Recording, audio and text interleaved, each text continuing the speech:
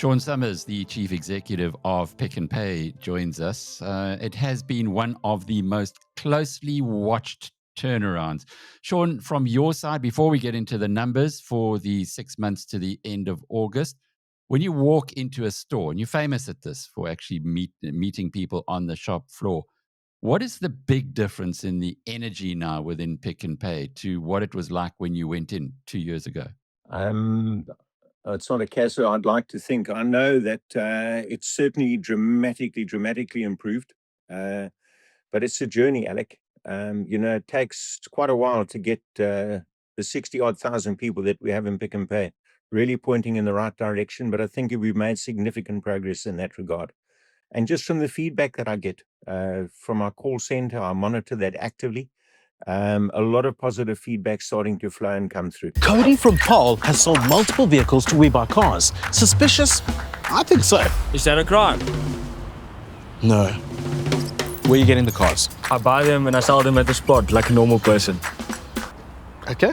No, man, I'm just an accounting student. I know a good deal when I see one. That's Excel meant. What's more stressful, tax season or selling a car at We Buy Cars? Tax season, obviously. We Buy Cars, the easiest way to sell your car by far. I have had a look at your share price very closely. You are in our Biz News portfolio, our tribe of big investors with you, and it's gone crazy in the last month, Sean. Is it suddenly that people are waking up to the reality of what you are doing there? I think, Alec, when you have a look at the share price, a lot of what is in the share price is, in fact, the read-through of the Boxer performance. Boxer, as you know, has been absolutely stellar, and we still own 65% of that. So a fair portion of that is the read-through from Boxer. I don't think that the market really is placing much value on Pick n Pay yet. I think it's an issue of timing. It's not a case of if, it's a case of when. And as I said in the beginning, this would be a multi-year journey. The company has been in a backward trajectory for over a decade. So to turn this around has to be done profoundly. So a lot of the institutional loss of our own muscle memory, it takes time to reinstate that. So yes, the share price has been a wonderful performance, but more to come. Now, here's the numbers. You do have a big turnaround, bottom line turnaround. You promised it when you were talking to the investment community at the results for financial year 2025. That was the end of February. These numbers today will certainly buoy shareholders. When you see a headline loss improving 45%, you're still losing money at the headline area, and you're still losing money at pre-tax. But my goodness, from R1 billion to 300 million rand, that's some kind of turnaround. Then there's been a lot of work to get there, Alec. In what is a very, very constrained market. I mean, the South African market at the moment is really tough. I mean, consumers are really doing it hard in this country across the length and breadth of the country. So it is a good performance. We're very happy with it. Would we want more? Absolutely. But on we go. What about that Springboks sponsorship? How's that been received inside the group? It's been phenomenal, Alec. I've always believed fundamentally that the Springboks are the one thing that really unify this country and bring everybody together. So it's been extraordinary within the company just to see the enthusiasm. But it's more than just the Springboks. We have the old Craven Week is now part of that as well. Gold Cup. We have the Club Rugby Championship. In fact, on Saturday, the Bulls beat the Western Cape in the final here in Cape Town. So it's just about grassroots level sponsoring rugby and supporting really sort of community and schools as well. Because, rugby is a real force for good in this country at school level and at kid level. I spoke to a couple of your major suppliers ahead of this discussion, and the one said he's very impressed with what's happening. He can feel that at the storefront, things are definitely going better at Pick n Pay, and he's getting more orders. The other one said, no, you're getting smashed by Shoprite, Checkers Shoprite. He says orders are falling. Sean's brought in the pensioners. He's hired a whole lot of pensioners, and basically you're just prettying it up for sale. So you get two sides of the coin. What would you say to those two? I'd say to the second guy, obviously doesn't know what he's talking about. If you have a look at where we are, Alec, I mean, the reality is, we've closed quite a lot of stores in the last 18 months in the company, non-performing stores. So we've taken about 4 billion of sales out. So if you look at just the flat line total volume that Pick n Pay is doing, it's kind of flat year on year. Our like-for-like sales in our existing stores are up well. So that dynamic is always going to play out. So he's obviously not a supplier of scale because there's no supplier of scale that will be making those comments. So, that's the reality of it. So from here, we will start to continue to grow. The store closures have kind of been done to all intents and purposes. There are a few that will get left to be done, maybe sort of 5 or 8 stores. And after that, we review every lease as it comes up, which is part of what all retailers do. No retailer gets every single store choice right. And over time, demographics change. And your beloved Amanus, we did a small cleanup in the store. We're still in negotiation with the landlord there. Next year, you'll see a major revamp in that store coming up. I think we've got about 17 revamps that are reopening between now and the end of the year. I was in Langenberg Mall in Mossel Bay on Friday. So, yes, things are really starting to move. And the feedback that I get, and you've got to be careful because people tell you what you want to hear. But you've got to look at a combination of the numbers. And I think that all of the retailers are under pressure in the country at the moment. And you can even see in Shoprite's results that even they are also feeling the pressures of a constrained market currently. You say even there's a perception that Shoprite is just so far ahead that no one will be able to catch it. What's your strategy to pull them back or get closer to them?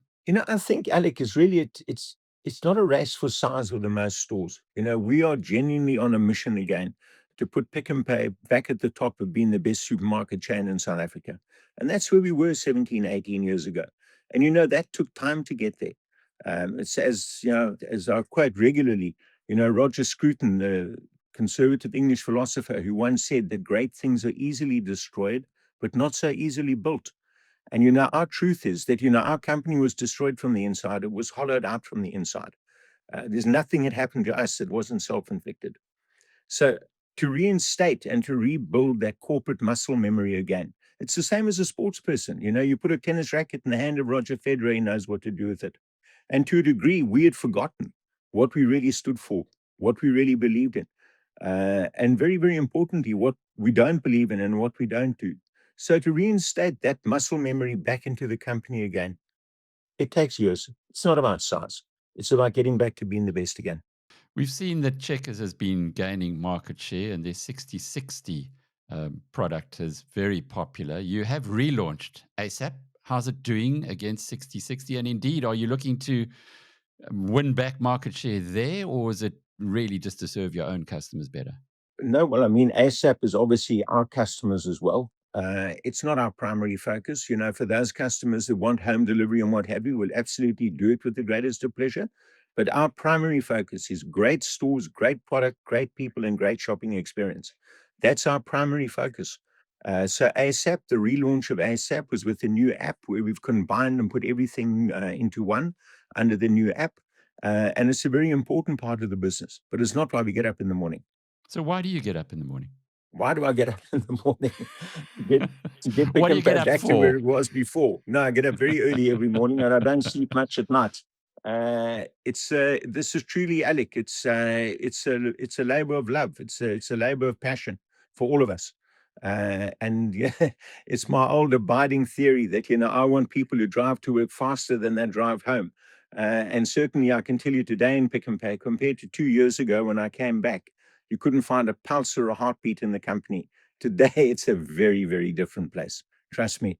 So, notwithstanding the mountain that we still have to climb here, the sense of purpose, the belief, and your beliefs have always got to be reasonably grounded. You've got to realize the challenges that lie ahead of you. But our sense of purpose and journey is absolute.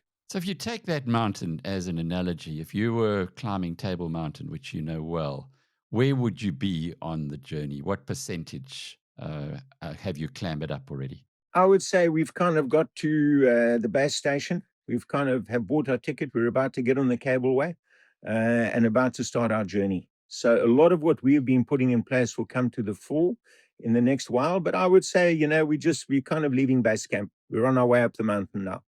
But it's been quite a journey to get to base camp and to get everything sorted out, to start getting things in the right line, and to get going. And when will you feel that you've done enough that you can actually go back into retirement? Are you even thinking about that at the moment?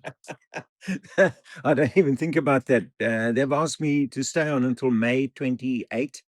There's still another 2.5 odd years. And for me, very importantly, Alec, and the reason why I agreed to stay is that it is so important that the succession and the management team that is built up in this company is just built up calmly and quietly and profoundly, because the mark of my success here is not going to be in my time. It's going to be in 5, 8, and 10 years' time. That when people drive around, they say, wow, Pick n Pay is still there and it's doing well. And it's a beautiful little business. And for us, it's not just about size, Alec. We never ever in the beginning, when Raymond started this business, it was never about being the biggest. It was about just trying to be the best and deliver the most for the consumers. And that's what we focused on. Size will just be an outcome of that. It's not a goal. And the role of Boxer going forward, now that it's independent, and those numbers were very good as it was released a week ago. No, Marek and the Boxer team, absolutely wonderful. And I mean, stellar performance there. And we're just very, very proud of Boxer. We're very, very fortunate to still own the 65% we own of it. Personally, I would have still loved to own 100% of it, but that was a reality that we had to do in order to deal with our balance sheet. But Boxer continues to trade strongly, opening stores, really great. And with hindsight, the investment that you've taken from selling 35% of Boxer and putting it into Pick n Pay, would you do that again? Absolutely. We didn't really have any option, to be honest. So we had to do it. We sold what we needed to deal with. And, that was the situation that Pick n Pay found itself in.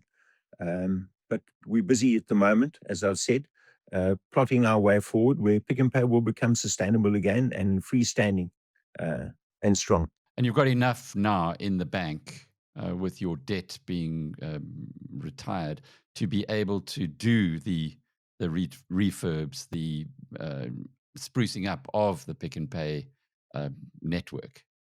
Sure. Obviously, we don't have endless capital. One would sort of dream of saying, listen, if we had X capital, you could do Y. So we have to cut our cloth accordingly. But I think within the confines of what we want to achieve in the short to medium term, we have adequate capital. As I said, we've got another 17, 18 revamped stores that are going to be done, reopening by the end of this year. And then next year, we'll have some of the bigger centers. We'll have the waterfront being done. We're completely redoing our Sea Point store, Canal Walk. And so it goes, Lelucia, more. So we've got a whole list of stores that we're now going to be plugging into. We still have great real estate. We're still in fantastic places, but underinvested. So we'll continue to deal with that in a planned manner in the time going forward. What are you expecting will be the toughest questions today from the investment community? Alec, I don't know. You ask what are the toughest questions? For me, I've been around a while. There's no such thing really as a tough question. There's just honesty. And it's the way that I've always lived my life. You just simply tell the truth, because if you start telling little porcupines or trying to guide people up the wrong channels and what have you, you only make a rod for your own back. Well, I'm sure you're going to have a wonderful day ahead. Thank you, Sean Summers, CEO of Pick n Pay. I'm Alec Hogg from biznews.com.